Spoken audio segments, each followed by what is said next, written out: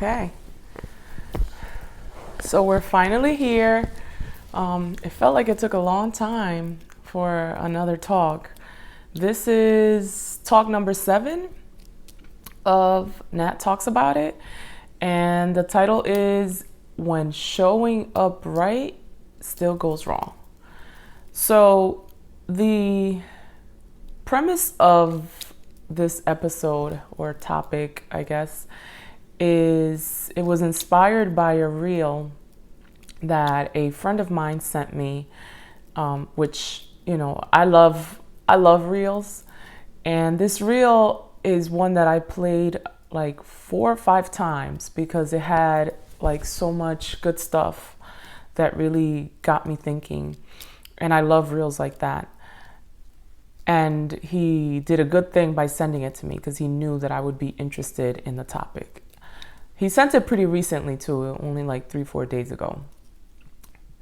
And the reel was it was like a panel talking about relationships, and the reel was specifically the section where this one young man was answering a woman's question about honoring your partner in your relationship.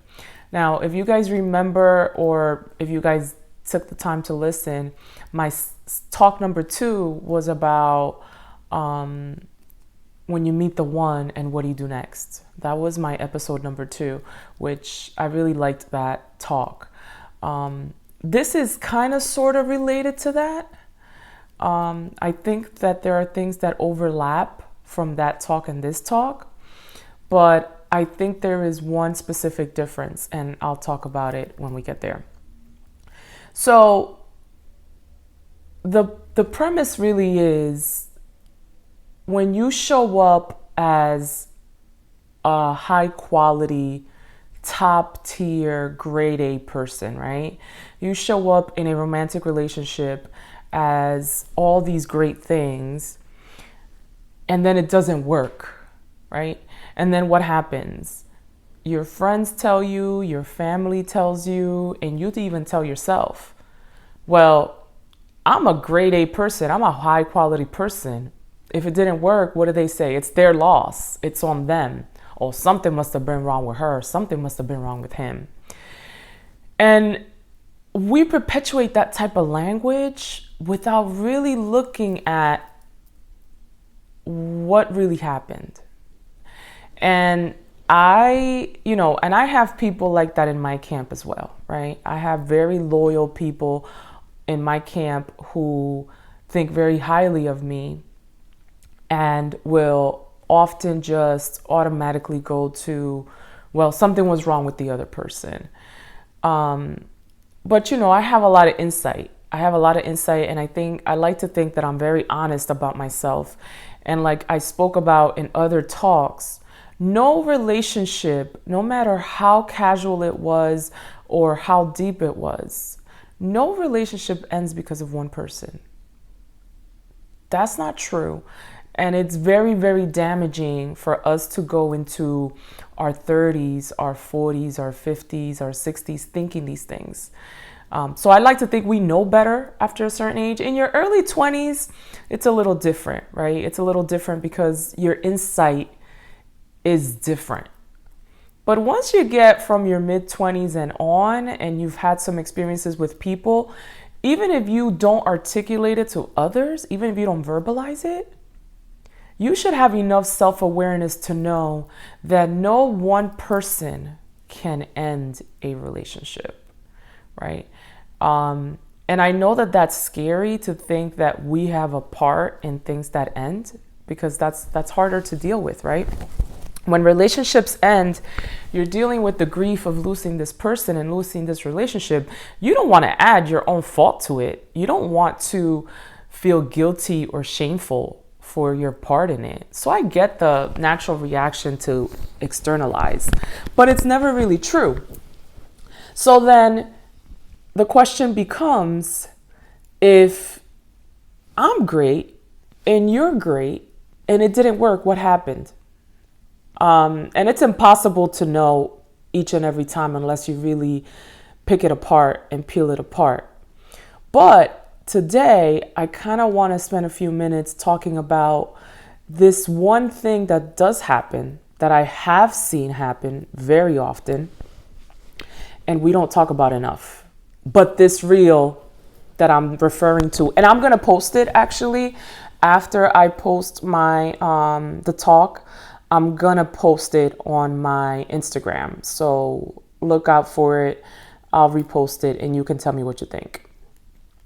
So I call these people, these top tier people, grade A people, high quality people, the top performers in life, right?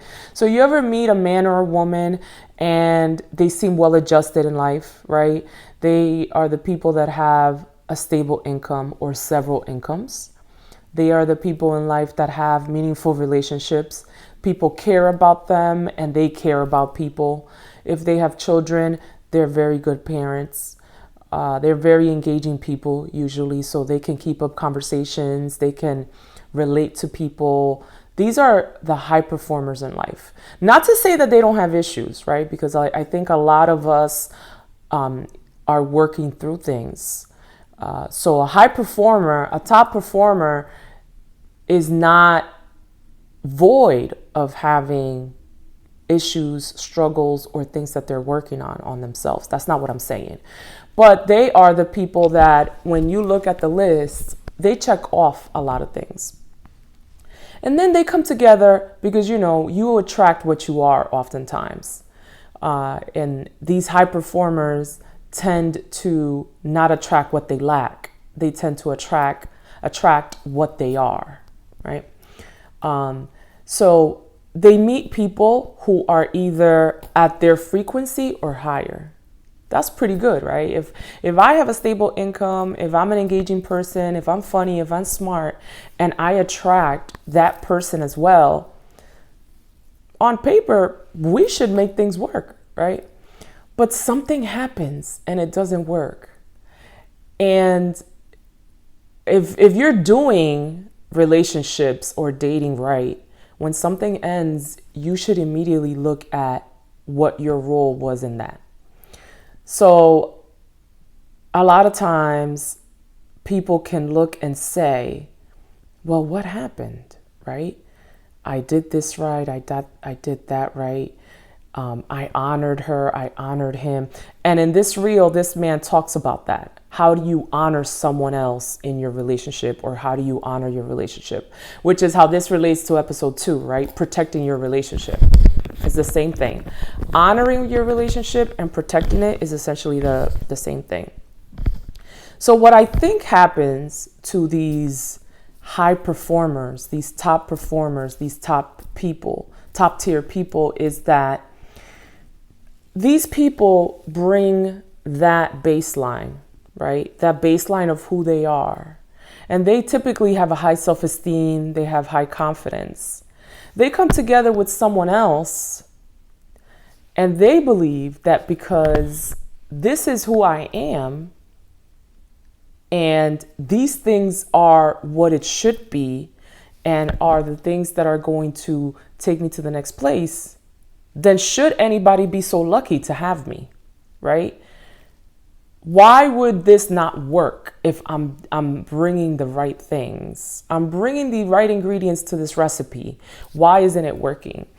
And I think that really derives from ego, because there's confidence and then there's ego. And a lot of times when you spent a lot of time feeding your ego, or people fed your ego, that ego many, many times can kill a healthy relationship, or the potential for a healthy relationship, rather. So I think that if I am a high performer, if I am a top performer, and I go into a relationship with somebody that I identify to have similar qualities, my job is to pivot in order to be able to make my ingredients work well with this other person. So if I'm showing up, and I talked about this briefly in the previous talk, if I'm showing up as the gnat that I've been showing up with everybody before my next relationship, I might be setting that relationship up for failure. Because number one, all my previous relationships didn't work. This is why I'm here. Right? And if I did it right, if I analyzed those relationships right, I should have picked out things that I contributed to that failure. Right? And if I picked out things that I failed in, automatically I have to go into the next relationship trying to work on those things. And I don't think we do that. I think that for a high performer with an ego, that's going to be a very difficult pivot. That's not going to be something that comes organically and naturally, which is okay. But if you lack the flexibility to see how that is, how many of you have spoken to people who have come out of very chaotic or very dysfunctional romantic relationships, and they go into the next relationship, and you're their friend, you're their cousin, you're their supervisor, you are involved with them. You see them go into the next relationship and they are exactly how they were in their previous one. Like, how does that work? It doesn't make sense. It doesn't make sense. You're going to get very similar to what you got. And then we talk to people, for example, a lot of times I talk to people and they say, oh, but I was there for this person and I did everything for them and I appreciated them and I honored them and they didn't take care of it, right? They weren't on the job. That's the phrase that every time I hear it, I roll my eyes, right? Oh, she wasn't on the job. She would have been on the job. We wouldn't have broken up. If he would have been on the job, we wouldn't have broken up. Well, guess what? Whoever you broke up with, 90% of the time, required different things than the person you're about to be with. So if you're going to take the same exact recipe that you had with the person that you ended with the previous year, the previous month, or whoever it is, and take it into the next, just because I am who I am and I'm not changing, that's going to be tough, because your new person does not have the same qualities as your last person. They don't have the same strengths and they don't have the same areas of development. They're different. So they're going to require a different you. If I was with Harry and now I'm with Timmy, I can't be with Timmy how I was with Harry. And listen, I'm not talking about changing who I am fundamentally. Who I am fundamentally is very different. For example, I'm a very loyal person. I'm a very driven person, and I'm a very hardworking person. That's who I am fundamentally. I'm going to be that way whether I'm with Harry, Ricky, or Timmy. But what Ricky, Harry, or Timmy bring to a relationship with me should change how those things show up. So, for example, being with Timmy might mean that I need to exhibit and show a lot more of my loyalty than with Ricky. That might be something that Timmy really needs to see more so. Not that I'm more loyal or less loyal, but I need to show up more. Same thing with my areas of development. People that know me know that I am stubborn and I'm very possessive, right? Those are two qualities that people are typically ashamed to admit that they are. And I am those things. So when I go into a relationship with Timmy, wherever I left off with the person I was with before, in working on those things, I have to level that up. I can't just leave it at the same level that it was at. That's going to mean that I'm likely going to get the same result. So if I'm just as stubborn and I'm just as possessive, and we can add all those other things that helped that relationship not work out, and I bring that into Timmy. So in essence, right, we keep hearing this phrase, healing, right? If I don't heal, And if I'm not honest about the things that I need to work on, it's likely going to fail. The ingredients that you bring to the recipe, if they're good, will make a good recipe. But you kind of have to tweak those things depending on who's eating your recipe, who's eating what you made. Some people like their mac and cheese a little cheesier. Some people like their mac and cheese a little crunchier. It depends. The ingredients are the same. You're still the one making the recipe, but it depends who you're feeding. Yeah, it's good, but I think that in a relationship, we have an obligation. When we commit to someone, I think that part of our job is saying, I'm going to do the best that I can to take care of this. And taking care of this is taking care of you. So, one of the things that I see a lot of times is, I ain't paying attention to that girl. I ain't paying attention to that guy, right? And they're talking about their partners because their partners might be dramatic, or their partners might be too aloof, or their partners might be these things. That's a very dangerous mentality to strengthen. That's very, very dangerous, because when you start dismissing your partner, distance grows. And nothing in a relationship should be dismissed. There's a value in you telling your partner, I hear what you're saying, but I don't think that's as important as you're making it to be. Right? That's a thought that someone else can understand and either argue with or support.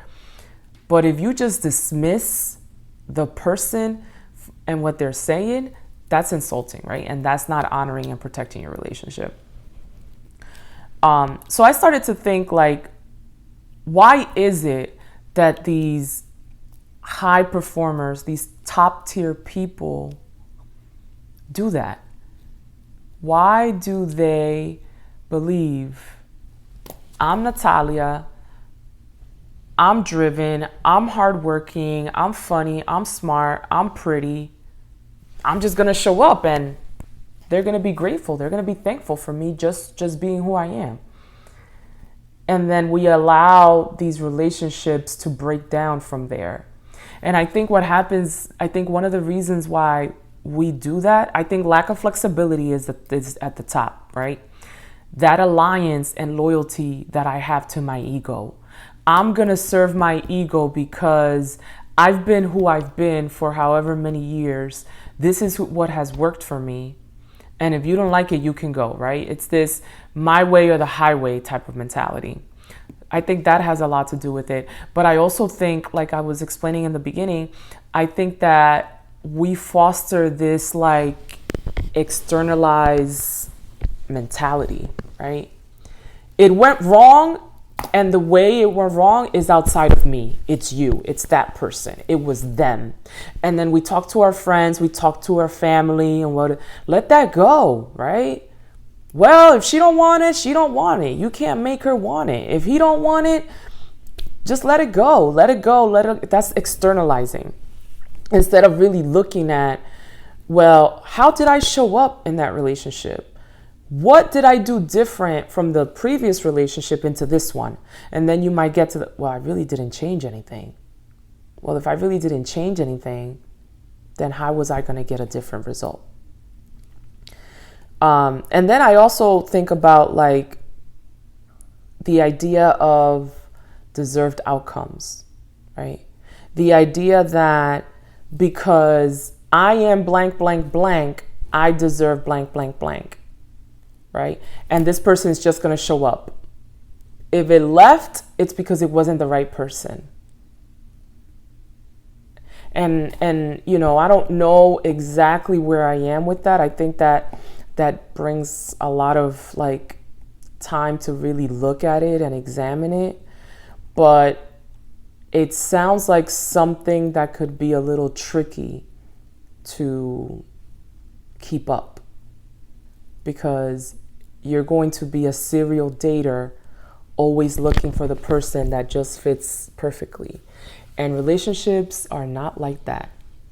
I don't know how many of you guys believe in soulmates, but I don't believe, I do believe in a soulmate. I believe we have a soulmate. I don't believe in soulmates. But I don't believe that your soulmate is going to show up and it's just going to work. I don't believe that. I think that an idea like that diminishes the work that I've done on myself. I don't think that my person is just going to walk in and it's going to be like, oh, I've been waiting for you. I think I'm going to feel that, but I think I still have to do things to take care of it. And I think that when my soulmate shows up, the best thing that I can do to take care of that, if it goes that way, is for me to take care of whatever didn't work in previous relationships and make sure it doesn't show up here. Make sure I take care of that. Make sure that I take care of my ego. I got to check my ego at the door. There is no room for you, your partner, and your ego. There's no room for that. And also, I have to try to remain flexible. In my most recent relationship, which was a little over a year, I was very proud of myself because I showed a lot of flexibility. I tried to have talk after talk after talk where I was trying to open myself up to things that for many years I was like, absolutely not. Things that had been non-negotiables for me. Things that had been, I'll walk right out the door. And I didn't do any of that. I tried. I mean, eventually I did walk out the door. But there was a lot of flexibility that I had before then. And that's something that I'm very proud of. So if there is another relationship for me in the future, I'm hoping that whatever I worked in on that relationship gets better for the next one. So that is what I think about when showing up right goes wrong. So make sure that you subscribe on YouTube. Make sure you hit the little bell so that you are notified when a new talk is uploaded. And on Instagram, make sure you let me know in the comments and the DMs what you think about this. Why is it that you can show up right and it still goes wrong? I'd like to know what you think. See you for episode 8. See you then.